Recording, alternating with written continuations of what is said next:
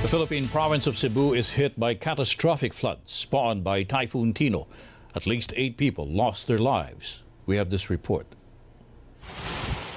Typhoon Tino barreled across central Visayas with powerful winds and non-stop rains.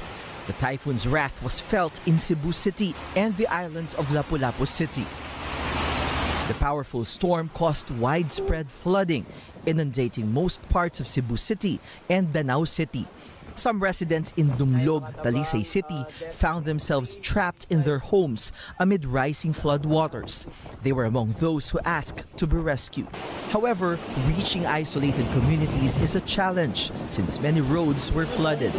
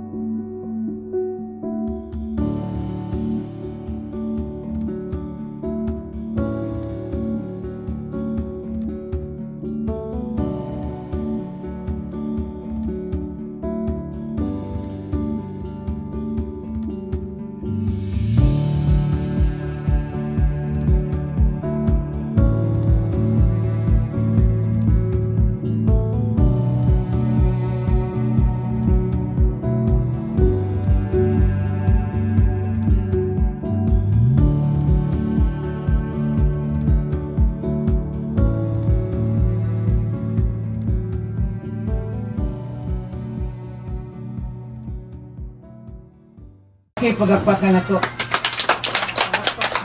Nakadungog po sa istorya ang atong nadawat karon para unta Talisay.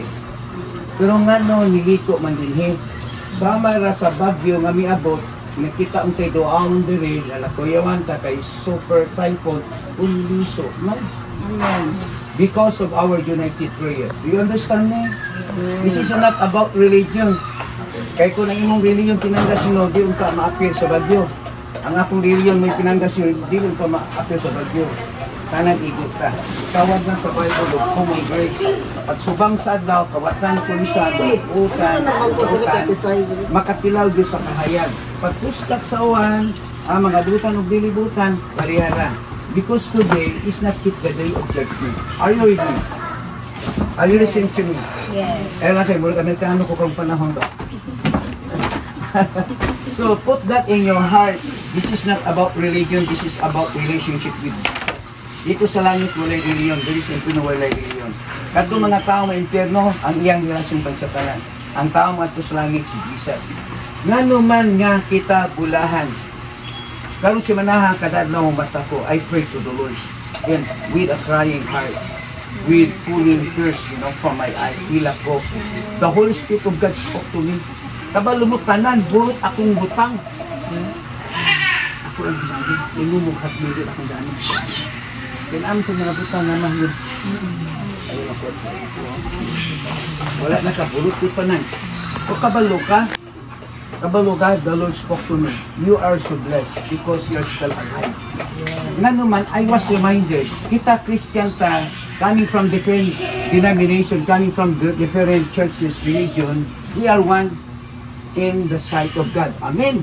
Amen. Dito sa ubang nasyon ng Christian, ilang balay na, pagkaundaghan, pagpunggoy pagliog.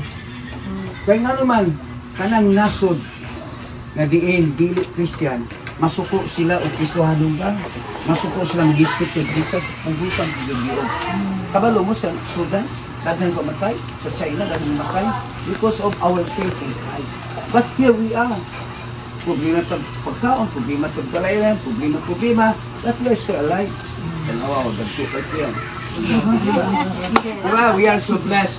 So once again, ang panalangin, dito unta, yung niliso din kay kita yun ang adunay pagtinahanlan.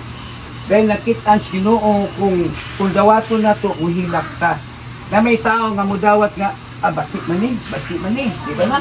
Pero kita din mapasalamaton ka kung siya itong madawat, di ba?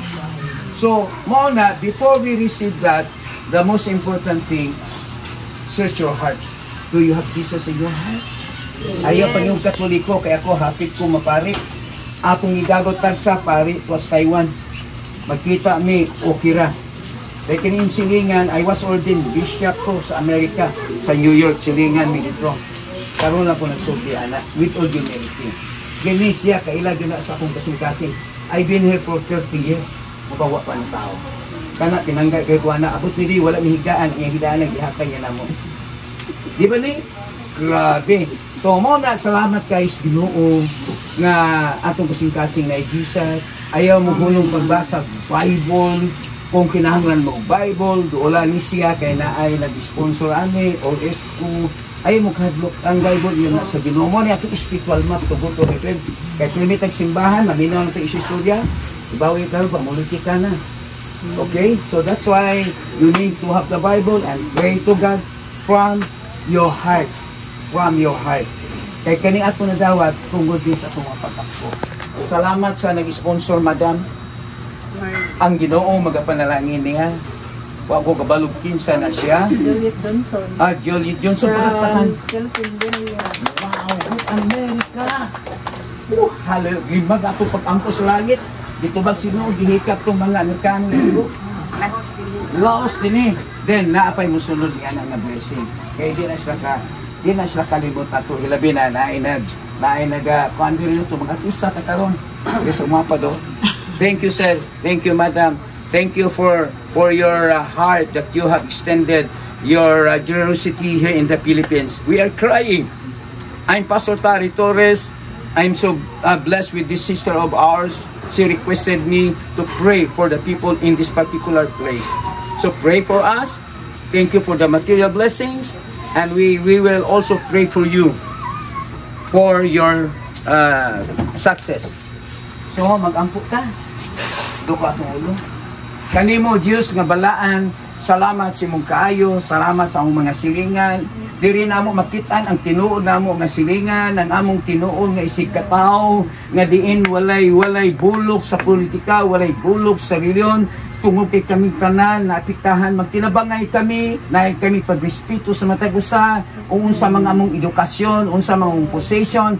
That's nothing before your loving Father, because we are one in you, created in your image after your likeness. Thank you, Father, even the one who sponsored this material things, oh God. We are praying that you would release your super abundant blessings upon this person, Lord, right now, in the name of Jesus. In the name of Jesus. O kami nagdawat tamahan, magamay madako, umunsa, in everything. You said to your word, in everything give thanks, for this is the will of God. Don't complain. Don't complain. Kung unsay atong madawat, gamay dako, basta iyaha sa Ginoo. Thank you, Lord, for these people. Thank you, Lord, for my neighbors, O God. Ako nagampo, Lord, maayong panglawas, ihatag ka nila, pagbuong nilang kalanon sa matag adlaw, di payo mo sila amahan, palayo sa mga balatian, palayo sa mga kagaw, right now in the name of Jesus Christ. Lord, this community of Sitio Coconut Dos, this is yours, O God. It's my prayer, Lord, that you send down your holy angels to protect us, O God, from the calamity, O God, in the name of Jesus. Thank you, Lord, for these material things.